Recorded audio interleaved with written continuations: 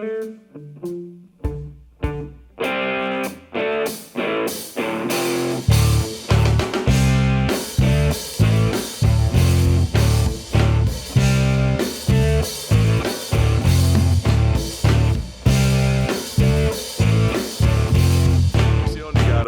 Gonolito Corntassel Dagwadoa, Shalagia Yetli Agwenasai. So my name is Jeff Corntassel. Welcome to another episode of Frontlines Are Everywhere. This is a podcast that really looks at Indigenous internationalism and the ways that we express our diplomacy, our trade, our self-determining authority across Turtle Island and beyond.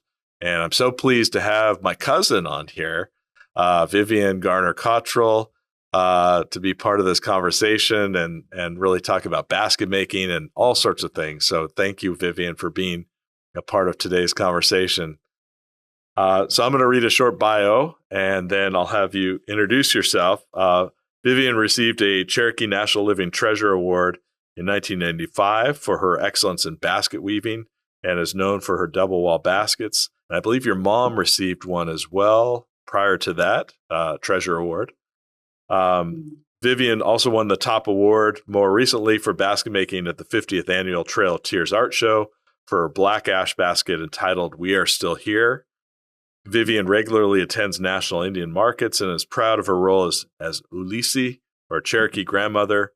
And it's safe to say that she's leading the Rivercane basket weaving resurgence. So Vivian, can you introduce yourself? Thanks, Jeff, for having me on today. My name is Vivian Garner Cottrell. I am in my 53rd year of weaving. I started out when I was 13. My mother taught me. I consider myself a fourth generational basket maker. My mother, aunts, my grandmother, and my great-grandfather were basket makers. And I had a wealth of knowledge, learning from them and other basket makers too.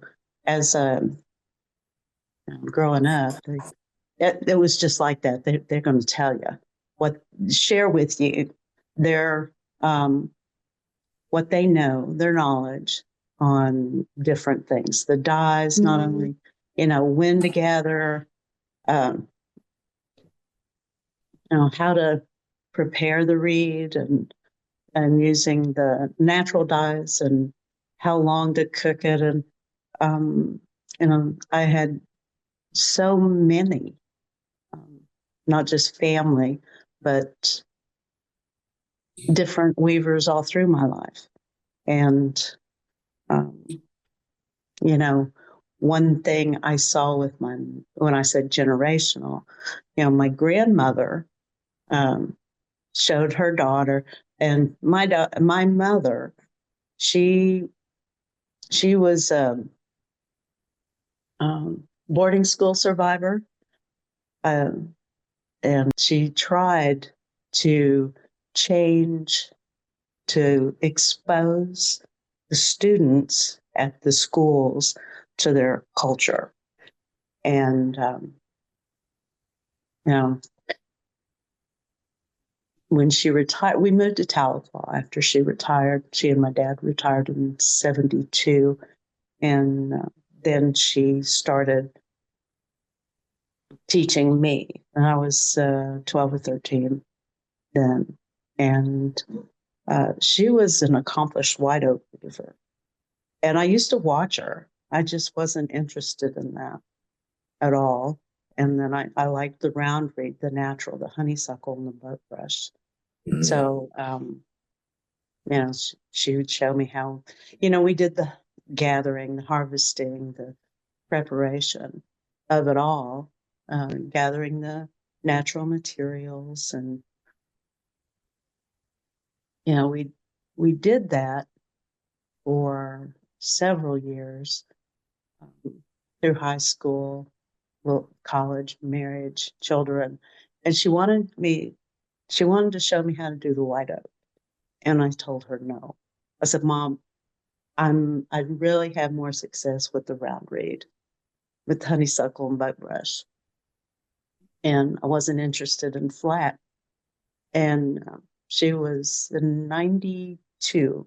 She was diagnosed with terminal illness, and she passed away in 97 without me. That was probably the worst decision I ever made, was to turn my mother down. She was willing to teach me, and I said no. For 5 years, I couldn't weave. I couldn't look at honeysuckle. I couldn't touch it. I couldn't do anything for about 5 years. Um, I started to gather honeysuckle about the third or fourth year, but it just hung there. And it wasn't until after the fifth year, I think, is when I started again. I had a close cousin, who told me that, your mom would really want you to start weaving again. You need to do that. And they were very supportive. They understood the mourning process, but then it was time to get back after just start weaving again. Definitely wise. Thank you for sharing that. And there's so many things there. One of the things I was going to say to the people that are listening in Canada and elsewhere is that boarding schools in the U.S. were very similar in intent and function to residential schools here.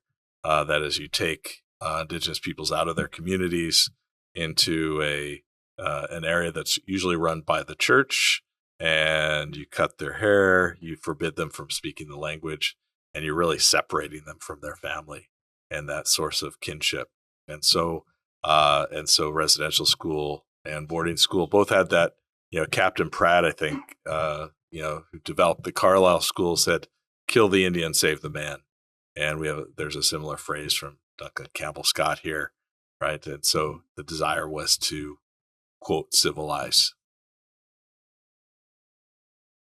And yeah, it sounds like your mom experienced that full force. Yeah.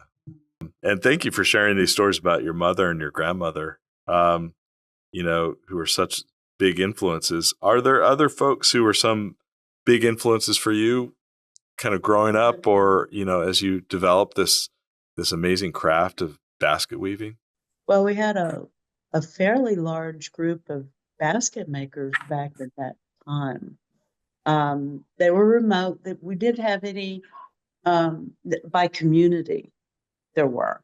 We didn't have a unified basket makers, group at all. If you went to Bell community, just south of Stillwell, there were basket makers there. You went up north to Kenwood community. They were probably the most well-known basket makers. I thought they were the best bug brush basket makers.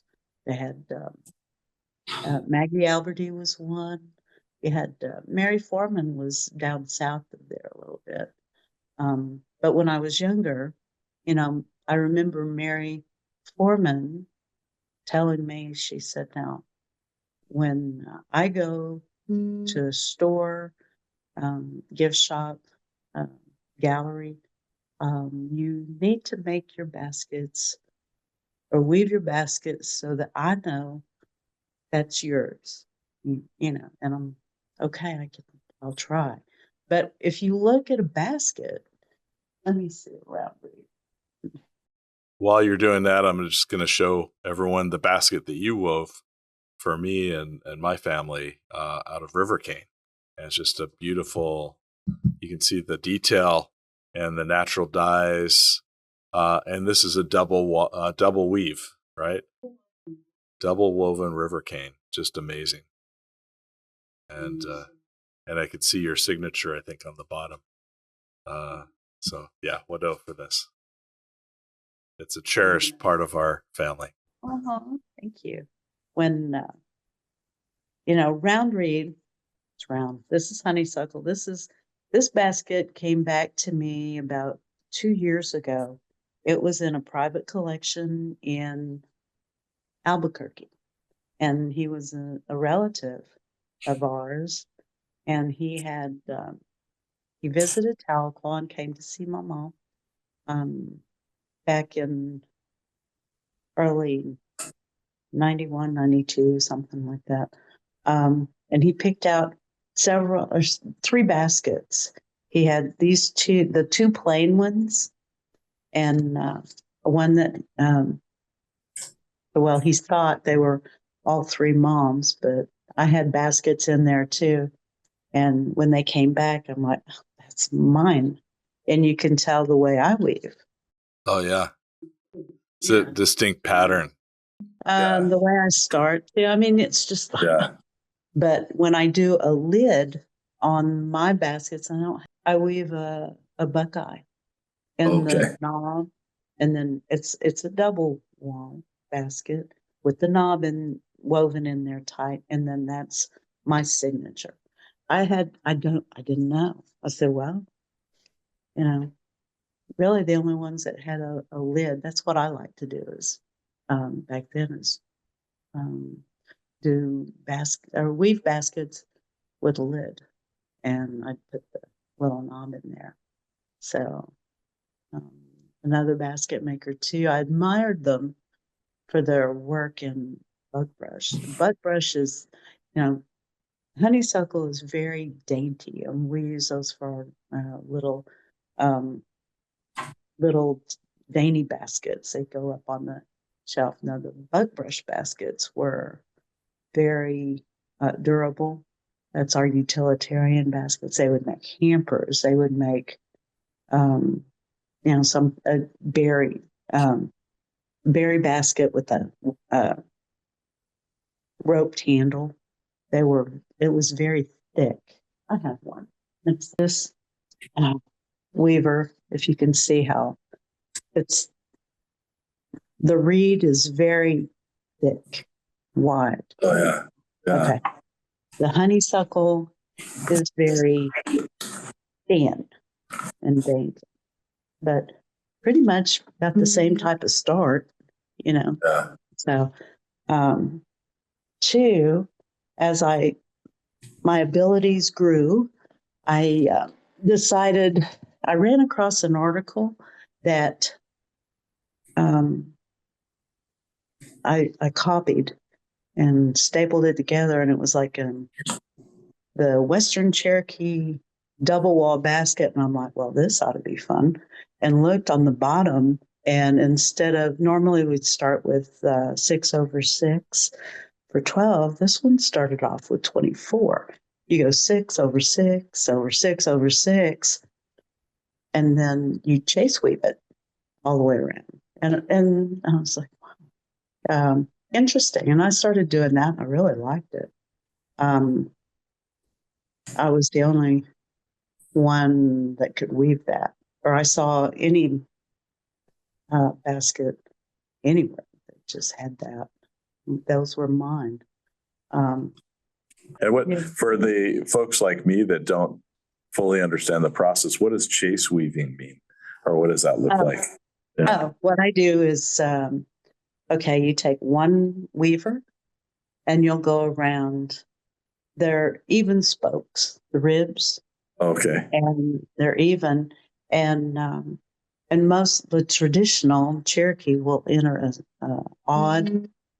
another spoke in there, and then you can go around continually. If you one weaver ends, you'd start another one.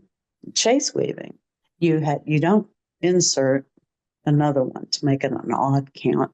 You would just continue on one round until you get to the end of the first one, and then you insert another weaver, and then weave around again. So it's chase weave. So you weave around that one, chase it, and I see. You're weaving two. I see. Yeah. It's just a labor of love, I guess you would not say that. It's like when I'm weaving, when I'm going through everything that I've been taught, and I'm doing it, I'm practicing it, then it's just a feeling of continuation for me, that I'm still doing it the way they did it back then. one thought as you're speaking, I'm sure a lot of people ask you, how long does it take to make a basket? And I guess it depends, but with all the preparation, let's say if we're talking about Rivercane, from all the preparation, the gathering to the actual basket, how long would that take? It usually takes me for 10 stocks. It'll take me a week to do each one so I can get 36 splints. No, more than that, 72 splints, because I have those, and then we're close to it. Sometimes they get a little brittle, but I do that each week, and from the middle of October to the first part of middle of March, and hopefully I have enough to weave a few doubles, maybe a big mat. I don't know. Sometimes, you don't get everything that you want. And then I dye them and start dyeing them. The black walnut and blood red. The black walnut makes a dark brown, and the blood red makes an orange. I'm just thinking back to when your mom encouraged you to start making Rivercane baskets. You had no idea how to start this process, right? How did you go from little to no experience to actually doing your first basket? That must have been so amazing. So in 92, I took Mom to Cherokee, North Carolina during their fall festival in October. And we were trying to find Eva Wolf. I read about Eva Wolf. And I was so enamored with her basket work. She was really my first hero. It still is. Rivercane basket weaving. And they wouldn't tell us where to find them. Nothing. It was just like, oh. And I went on to another station there, and I was watching this older man.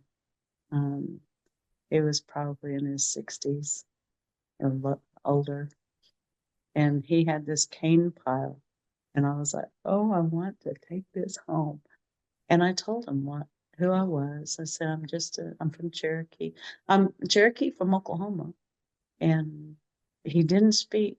And I was like, oh, he doesn't speak English. I don't know. It was way back then. And I told him about me, and I said, I'm a basket maker. And I held out my honeysuckle basket. And he grabbed a stalk, and he had this big knife. And the way he did this it was just like a twist. He just grabbed that knife at the end of the Rivercane stalk, and with a twist, he just twisted real fast, and that just shot in half. And I was like, ah, and he just sort of had a little grin. And I said, thank you for sharing that with me. And I handed him the little basket, and I just went and found Mom. I said, they're not gonna tell us, but I saw something that would help us when we get home. As I became more familiar with the Rivercane, and just the processing became faster. Then when we went to Cherokee Days, we had the Eastern Band weavers there. In 2016, I started going as an invited artist by the Cherokee Nation and as a national treasure. And I was so honored to be represented and being an ambassador for our basketry, that the Eastern Band weavers that were in attendance were asking me questions about the Rivercane, we were just trading, information. And the more I told them about my background and my family, then they began to share with me a little more about Rivercane process. And I was just taken back and very thankful that they were willing to share, because my first experience back in '92 was a little disheartening, and I can see why. They're very protective of their work. There's historical evidence from the Little Tennessee River that shows Cherokees have been making baskets for over 7,000 years. And it brings to mind, the resilience of our nation. We're able to go through hardships, and yet our culture persists, our practices persist. And so I was thinking about Rivercane. Rivercane's used for all sorts of things, pipe stems and chairs and blowguns, baskets. And I've heard from some that it's harder and harder to get in some parts of Oklahoma. And so first, are you finding it pretty available for when you're making baskets? And then is there a concern about the future of Rivercane? Is it getting depleted? As far as it becoming scarce or more scarce, it's just in it grows in swampy areas, so I've seen it in clear creeks like Barren Fork Creek in our area on the Illinois, Barren Fork, and then down around Caney. I was invited to teach some Caddo members to harvest and how to harvest, prepare the river cane. And they had a cane break down in Shreveport, down along the Red River. And then I showed them that, and they're beginning to pick it up again. They never had they lost that. That was part of their culture too, was the cane, because that was in their area, original homelands down there. So I was honored to be asked to teach them, and they're making great progress. I think there's 1, 2, 3. I don't know. I had 6 students, and they were all very determined to weave, and I enjoyed that. It's wonderful. And to me, that's an expression of Indigenous internationalism. So you're working with another nation, right? And you're teaching them what you've learned and sharing those stories and sharing those techniques. So yeah. And you know where the cane is. That's the most important. I know where the cane is. Yeah, that's right. One of the quotes you shared at one point was, "My family taught me the importance of passing knowledge forward to the younger generations. Before I leave this world, I want to be able to teach as many as want to learn. Traditional Cherokee Rivercane basket makers are very few today. I'm one of a handful. I spend several months out of the year harvesting, splitting, and peeling my weaving materials from the cane breaks, dyeing the splints, and natural dye materials. The Rivercane baskets I weave represent a continuance of Cherokee culture that will not be forgotten." That's a really powerful quote, really talking about extending this to the next generation. And so I guess my question is, are youth really engaged in some of these processes? You mentioned you had 6 in a class, and what are some of the challenges maybe of teaching younger generations? The teaching the double weave, let me say, it is very time consuming. I wrote a book. It's like a how to weave a double weave, and I give those to them and let them look through it. And they have to watch me too, because I'm weaving along with them. And with that, they're struggling, but they're determined. I've had several different classes over the years that, they want me to come for a day, and I'm like, oh no, this is not a one-day make and take.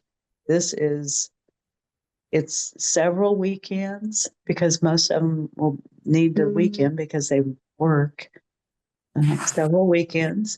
And we're going to go from start to finish. Sometimes, I have, when I do the teach class, I said, you really have to stick to it. You have to practice. You have to practice. But when you get ready, you tell me, we'll go to the cane break, and then I'll show you the way I process it. There's, there was another Choctaw weaver in out of Oklahoma, southeast Oklahoma, Choctaw, Eveline Steele. And we were together at a conference. It was a basket weaving conference. We were there to demonstrate how we process the Rivercane. She did it one way, I did it another, and she kept watching. She goes, "Can you do that again?" I said, "Okay." And she did it a different way. And she goes, "This is the way my mom taught me." And I said, "That's good. You have your way." I wanted to find something that was going to make it easier and faster for me. Yeah, you found a way that works. Now, see, my mom taught my children to do the honeysuckle. Okay. And my daughter is an award-winning basket maker too. She's just she's working full-time mother. Sure. She just doesn't have time for that either. The challenges. It is challenging. She knows she can pick it up really quick. She can do that double weave fast. And I was just, and her brothers are very competitive, and they say, "How long does it take there?" Wonderful. Well, we're nearing the end of our conversation. I just have two more questions. One is, what's your favorite story or teaching around baskets? When I was interviewed, I said, the one thing that I grew up with was the natural materials, and working with that, and the lessons I've learned, I tried to pass on, is that this was material that was given to us by our Creator for use and for our use. And, it's a living thing, and it will take its own shape. It's a creation that when it's finished, it's the beauty of it, and you have to give all the credit to our Creator to give us that gift of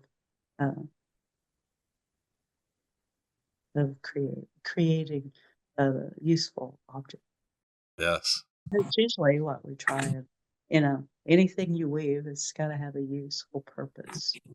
Yeah. And I was curious about the "We Are Still Here" basket.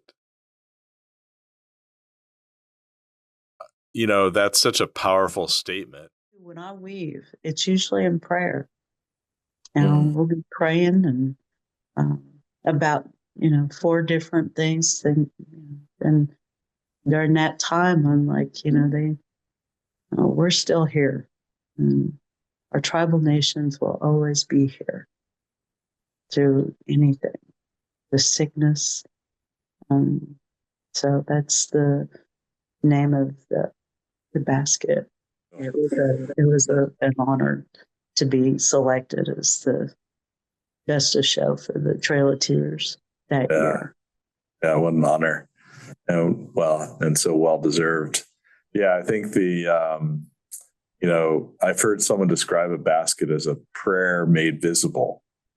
And so as you were saying that, I was thinking, yeah, that makes sense, right? Yeah. You're praying it into an existence. Yeah. Mm-hmm. Yeah. Well, that's what Mom would say when once she met was, "It's a good basket." Is that she could feel it. That is beautiful. And I think you're at the forefront of that resurgence, you and your family. So Wado, thank you so much for being part of this today. Oh, thanks for having me.